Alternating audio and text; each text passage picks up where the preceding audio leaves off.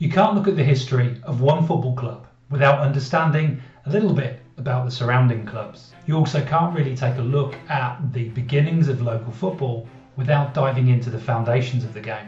And you can't do a podcast series on the history of Somerset football clubs unless you know a little bit about the dribbling code. Football, sliced and diced with Sedgemoor FM and Somerset FA.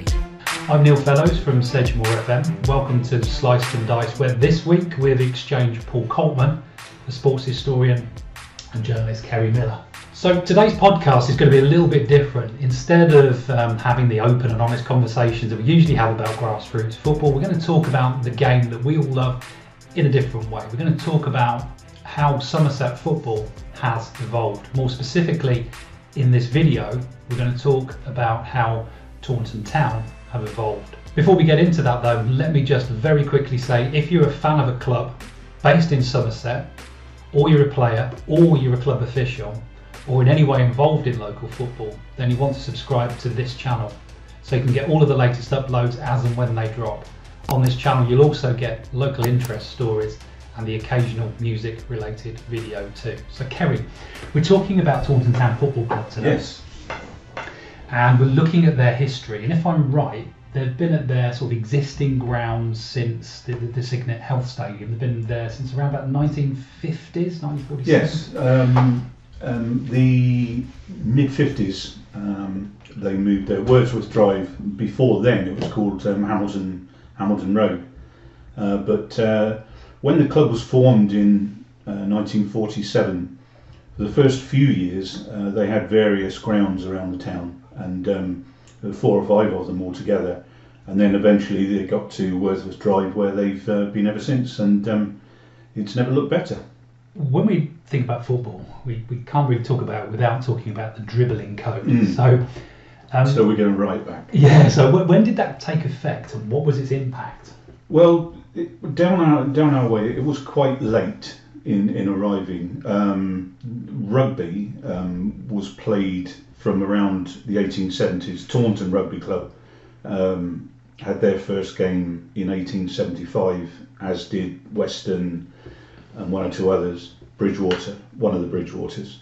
And football, the dribbling code, or soccer association as they called it then, which is where soccer comes from, that took off. I wouldn't say it actually took off down our way, but it arrived in the early 1880s and was played primarily by church teams and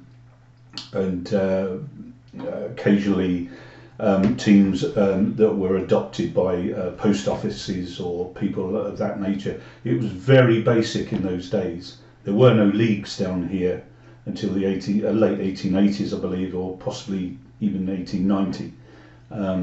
But rugby and cricket had taken a firm hold before the dribbling code ever arrived down this way. Yeah.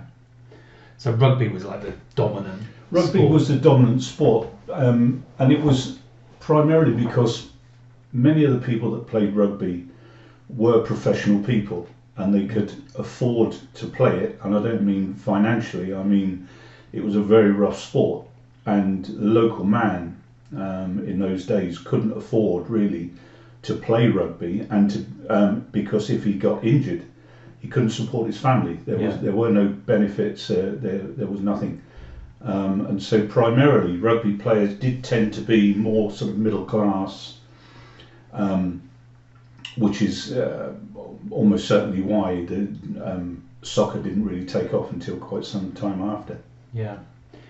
So before Taunton Town Football Club was eventually established, there were kind of a number of other clubs, or names that were of clubs. There was a lot of movement of grounds. There's a lot of ground hopping. What were some of the club names, and what were some of the grounds that were used before Taunton Town was finally established? Well, there's some fascinating places in and around Taunton that almost all of which hosted cricket, rugby and football during the course of the year, because the owners wanted to get the maximum money, maximum finance out of it. And one of the first ever grounds in the town that I could find any solid evidence of was, they called it the Wellington Road ground, or occasionally called it the Park Street ground. Yeah. That was one of the first ones, and that was the first ground ever to host an FA Cup tie in Taunton.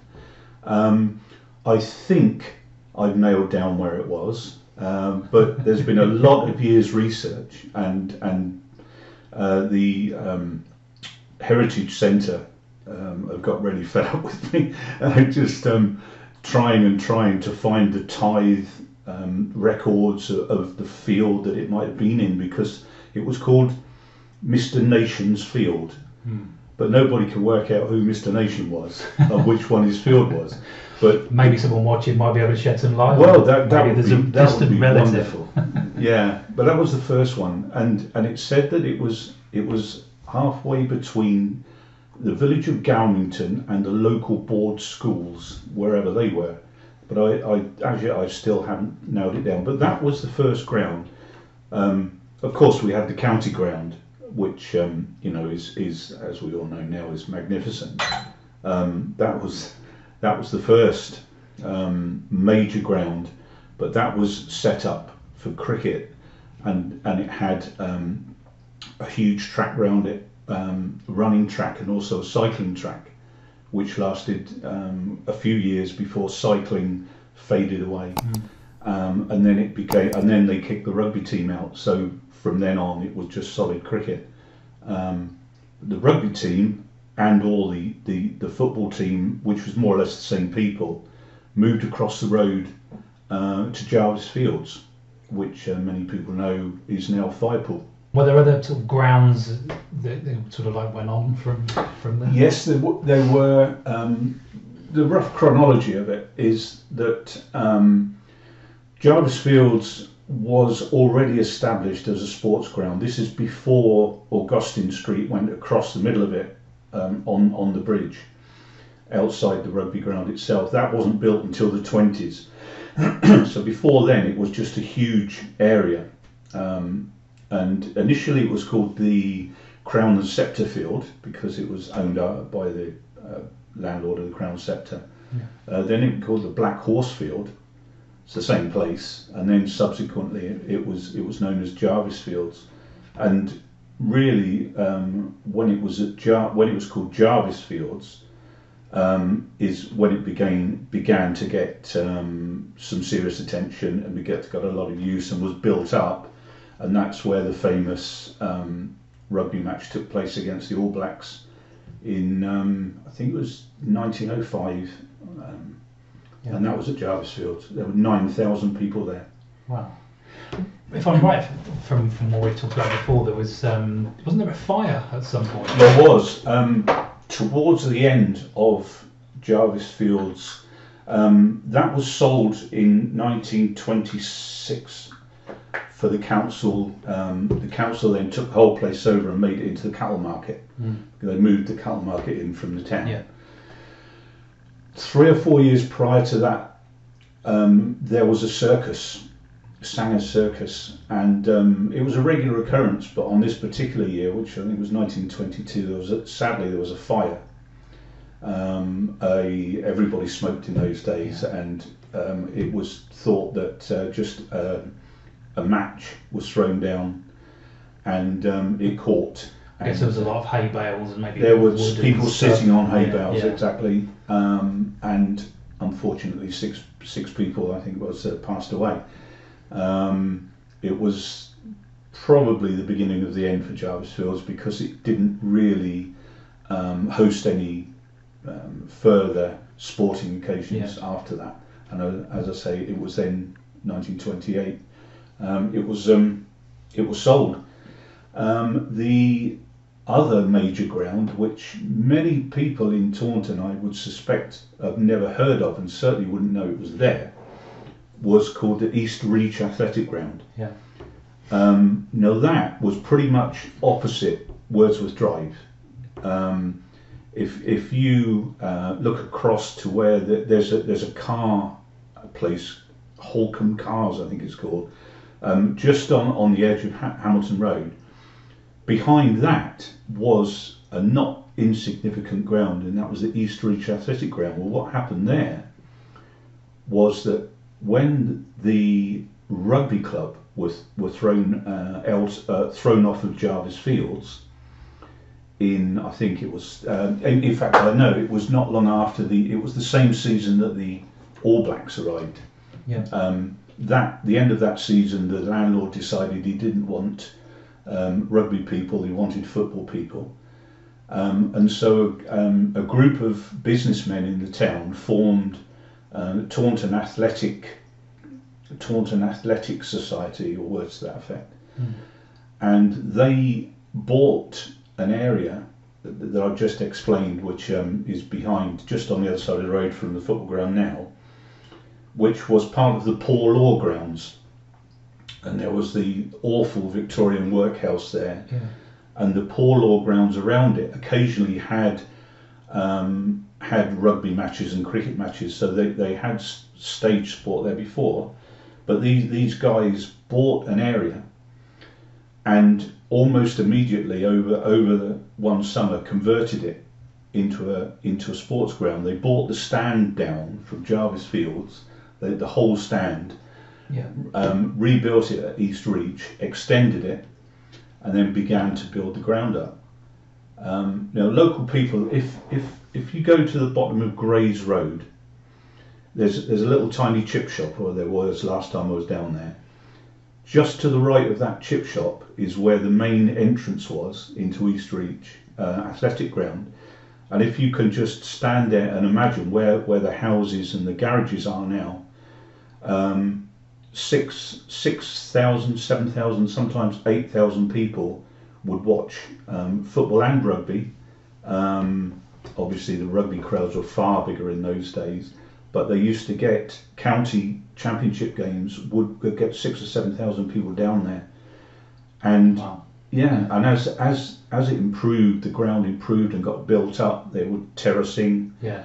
They were ornate entrances at both sides. It was a very big ground.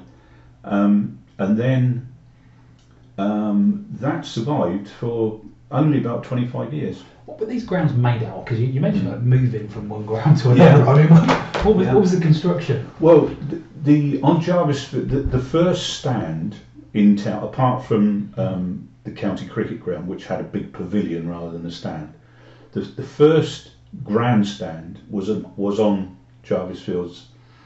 That was built in, I think, 1895, and it was a wooden affair.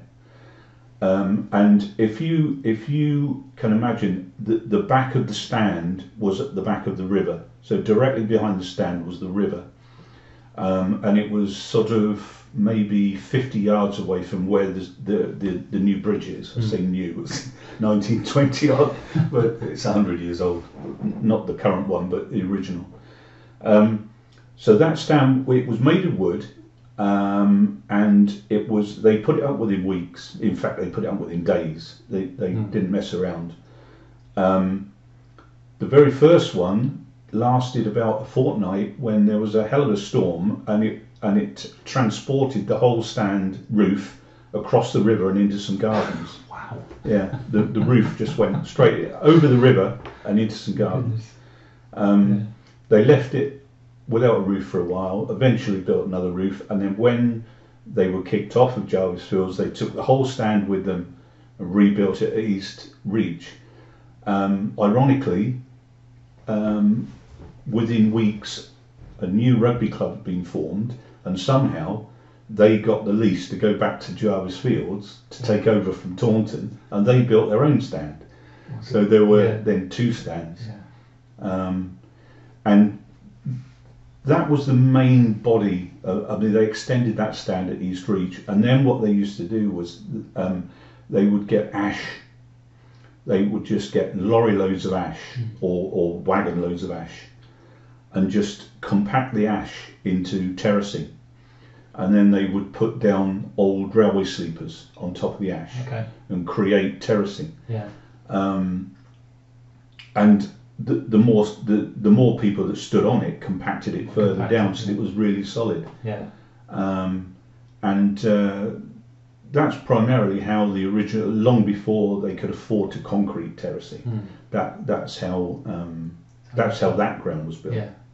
So these days, Taunton Town, they're in the National League South, which is kind of the highest that they've ever been, I think. It is the highest they've ever been, yeah. So what are some of the key moments between sort of the establishment of Taunton Town, so back in 1947, and where they are now? So what's sort of gone on? Well, there were various Taunton Towns and Taunton Uniteds and Newton Tauntons. It was all the same people before the war, desperately trying to get professional football up and running. They tried full-time pro. I mean, they had an ex-Woolwich Arsenal manager come to manage them for a while, but it just didn't take off. And in the end, in 1935, I think it was, they finally gave up, and they took over. The rugby club took over the football ground at Priory Fields, which we haven't mentioned yet. Yeah. That was the old rugby club that most people will know. That was actually built as a football ground, a Southern League football ground for Taunton United. That was the last senior football before the war. So it took 12 years before senior football came again. And Taunton FC, they weren't Taunton Town until the 70s, by the way. Okay. Taunton FC were formed in 1947, and they had they started off in the what was the Sunset Senior League then, and they had various grounds around the place. But then they gradually began to establish themselves. They got into the Western League, which in truth it's a wonderful league, but it was a lot stronger then. And then as they went through, they had success, and the real success began to come in the 80s and 90s. Of course, I wouldn't say it culminated, but they got to Wembley, where they lost to Dis in a controversial, many people say controversial, cup final, FA Vase Cup final FA Vase final at Wembley. They got to the final again a few years later, and I think it was Berkhamsted that they beat at Aston Villa to take the Vase. The Western League, it was for many years. It was Taunton and Tiverton and there were some wonderful matches there. One match in particular, I think it was on Tuesday night at Wordsworth Drive, when the two teams played each other, and they were both at the top, and 3,000 people turned up on a Tuesday night, and every single one of them got in before the kickoff. Yeah. It was wonderful atmosphere. Tiverton won, but it was an incredible night, and those nights just kept coming. Eventually Tiverton went up into the Southern League. Taunton followed them into the Southern League, established themselves well, had some good FA Cup runs, and are now pretty much established in the National League South. And when you look at some of the people they're playing this season, there's one or two teams that are temporarily on the way down as they meet Taunton the way up. It's a very exciting time at the minute. I was going to say, to me it seems like quite an exciting future, because you look at the establishment of a lot of football clubs that they're celebrating their centenary years ago, and here's Taunton Town only 50, 70 years old. So they're still, in terms of their history, maybe still a long way behind some of those other clubs in terms of its establishment, but nevertheless seem to be climbing up. It's quite exciting. Well, it is, and the lovely thing is that the ground has been built up very slowly over the years, but it's still very Somerset, which I love. It's not been ruined. We're very lucky down here to still have some classic football grounds, and I believe that Wordsworth Drive, I call it Wordsworth Drive. Wordsworth Drive is just one of them. It's a classic. It's not been spoiled. Obviously, there was the fire, which took care of the clubhouse, sadly, but that's been rebuilt. And there is room to move on if they were successful. If you've enjoyed this podcast, then please find my latest book on Taunton Rugby Club, which talks about all the sports grounds in the town. It's called Horse-Drawn Break to Hyde Park, the official history of Taunton Rugby Club. It's out now and available at the club or from myself on this podcast.